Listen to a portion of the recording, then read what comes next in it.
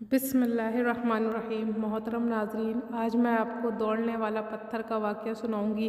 میری آپ سے گزارش ہے اس واقعے کو آخر تک ضرور سنیں۔ یہ ایک لمبا اور ایک چوڑا چوکور پتھر تھا جو ہمیشہ حضرت موسیٰ علیہ السلام کے جھولے میں رہتا تھا۔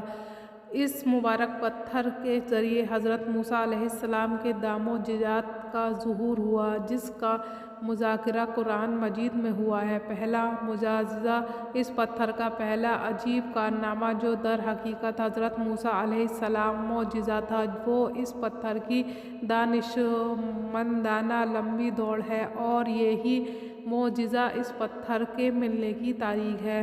اس کا مفصل واقعہ یہ ہے کہ بنی اسرائیل کا یہ کام دستور تھا کہ وہ بالکل ننگے بدن ہو کر مجمع عام میں غسل کیا کرتے تھے، مگر حضرت موسیٰ علیہ السلام کی اس قوم کے ایک فرد تھے اور اسی ماحول میں پلے بڑھے، لیکن خداوند قدوس ان کو نبوت و رسالت کی عظمتوں سے سرفراز فرمایا تھا۔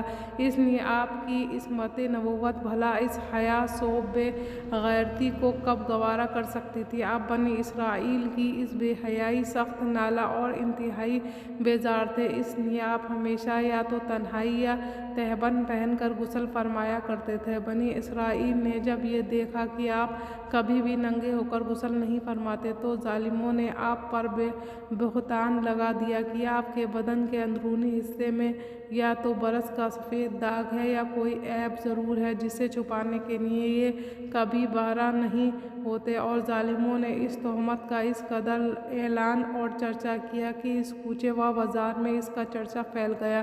اس مکروہ تہمت کی چوری کا حضرت موسیٰ علیہ السلام کے قلب نازک پر بڑا صدمہ اور رنج گزرا، اور آپ بڑی کوفت اور اذیت میں پڑ گئے۔ تو خداوند قدوس اپنی مقدس کلیم کے رنج و غم کو بھلا کب گوارا فرماتا، اور اپنے ایک برگزیدہ رسول پر ایک عیب کی تہمت بھلا خالق عالم کو کب اور کیوں اور کس طرح پسند ہو سکتی ہے؟ ارحمین آپ کی براعت اور بے عیبی ظاہر کر دینے والے ایک ایسی ذریعہ پیدا فرما دیا کہ ہم جہدہ بنی اسرائیل چرچا ان شکوک و شبہات بادل چھٹ گیا، اور آپ کی براعت اور بے عیبی کا راز آفتاب عالم تاب سے زیادہ روشن آشکار ہو گیا۔ اور وہ یوں ہوا کہ ایک دن آپ پہاڑوں کے دامن میں چھپے ہوئے ایک چشمے پر غسل کے لیے تشریف لے گئے، اور یہ دیکھا کہ یہ دور دور کا کوئی انسان کا نام و نشان نہیں ہے۔ آپ اپنے تمام کپڑے ایک پتھر پر رکھ دیے اور بالکل بہرا بدن ہو گئے، غسل فرمانے لگے۔ غسل کے بعد جب آپ لباس پہننے لگے تو پتھر کے پاس پہنچے تو دیکھا کہ وہ پتھر آپ کے کپڑوں کو لیے ہوئے سرپٹ بھاگ چلا جا رہا ہے۔ یہ دیکھ کر حضرت موسیٰ علیہ السلام پتھر کے پیچھے پیچھے دوڑنے لگے کہ یعنی ایک پتھر میرا کپڑا، ایسے یہ پتھر میرا کپڑا، مگر یہ پتھر برابر بھاگتا رہا، وہاں تک کہ شہر کی بڑی بڑی سڑکوں سے گزرتا ہوا گلی کوچوں میں پہنچ گیا، اور آپ بھی بھرا بدن ہونے کی حالت میں برابر پتھر پر دوڑتے چلے گئے۔ اسی طرح بنی اسرائیل کے ہر چھوٹے بڑے اپنی آنکھوں سے دیکھ لیا کہ سر پاؤں تب آپ کے مقدس بدن میں کبھی کہیں کوئی عیب نہیں ہے، بلکہ آپ کے جسم اقدس پر ایک حصہ حسن و جمال اس قدر نعوت کمال کو پہنچا ہوا ہے کہ عام انسانوں کو اس کی مثال تقریباً ملحق ہے۔ چنانچہ بنی اسرائیل کے ہر فرد کی زبان پر یہی جملہ تھے: قسم موسیٰ علیہ السلام بالکل ہی بے عیب ہیں، یعنی خدا کی براعت کا۔ جب یہ پتھر پوری طرح حضرت موسیٰ علیہ السلام کے لعان پر چوکا تو خود ٹھہر گیا۔ آپ نے جلدی سے اپنا لباس پہنا اور پتھر کو اٹھا کر اپنے جھولے میں رکھ لیا۔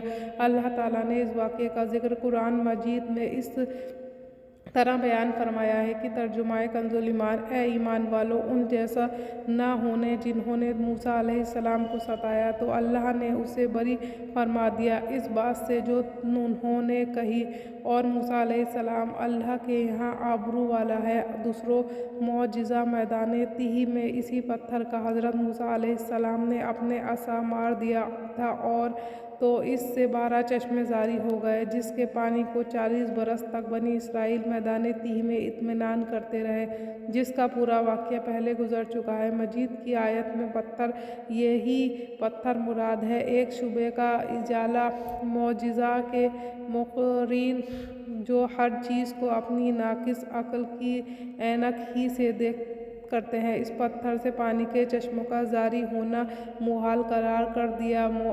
मौजिज़े का इनकार करते और कहते हैं कि हमारी अकल इसको कबूल नहीं कर सकती कि इतने छोटे से पत्थर से 12 चश्मे हो गए। हालांकि ये मुनकरीन अपनी आंखों से देख रहे कि बाज़ पत्थरों को खुदावंद ताला ये तासीर पैदा फरमा दी है कि वो बाल मुंड देते। बाज़ पत्थरों का यह असर है कि वो सिक्के को तेज़ और तुर्श बना देते। बाज़ पत्थरों की यह खासियत थी कि वो लोहे को दूर से खींच लेते। बाज़ पत्थरों की मूजी जानवर भाग जाते। बाज़ पत्थरों से जानवरों को जहर उतर जाता। बाज़ पत्थरों से दिल की धड़कन के लिए तियाक है। बाज़ पत्थरों से ना आग जला सकते ना गर्म कर सकती। बाज़ पत्थरों से आग निकल पड़ती है। बाज़ पत्थरों से आतिशे फुशा फट जाती है। जब खुदा खुद्दूस ने पत्थर के किस्म किस्म की असरात पैदा फरमा दिए तो फिर इसमें कौन सी खिलाफ अकल और मुहाल बात की है। हज़रत मूसा अलैहिस्सलाम के इस पत्थर में अल्लाह ताला ने ये अश्र बश्र दिया है कि इससे ये खासियत अता फरमा दी कि वो ज़मीन के अंदर से पानी जज्ब करके चश्मों की शक्ल में बाहर निकलता या रहे या इस पत्थर में से तासीर हो कि जो हुआ इस पत्थर में टकराती हो वो पानी बनकर मुसलमान बहती रहे। या खुदावंद कादिर व कदीर की कुदरत से हरगिज़ ना कोई बाइद है ना मुहाल ना खिलाफ अकल। लिहाजा इसको मौजिज़े पर ईमान लाना ज़रूरियात दीन में से और इसका इनकार कुरान मजीद में है। तर्जुमाए कंजुल ईमान और पत्थर में से तो वो जिन में से नदियाँ बह निकलती हैं और कुछ वो हैं जो फट जाते हैं तो उनमें से पानी निकलता है और कुछ वो हैं अल्लाह के डर से गिर पड़ते हैं। बहरहाल पत्थरों से पानी निकलना ये रोज़ाना का चश्मदीद मुजाहदा है। तो फिर भला हज़रत मूसा अलैहिस्सलाम के पत्थर से पानी चश्मों का जारी होना क्योंकि खिलाफ अकल और मुहाल कर दिया जाता है। मोहतरम नाज़रीन, उम्मीद है कि आपको हमारी ये वीडियो पसंद आई होगी। ऐसी इस्लामी मालूमात हासिल करने के लिए हमारे चैनल को सब्सक्राइब करें और इस वीडियो को ज़्यादा से ज़्यादा लोगों तक शेयर करें। आमीन।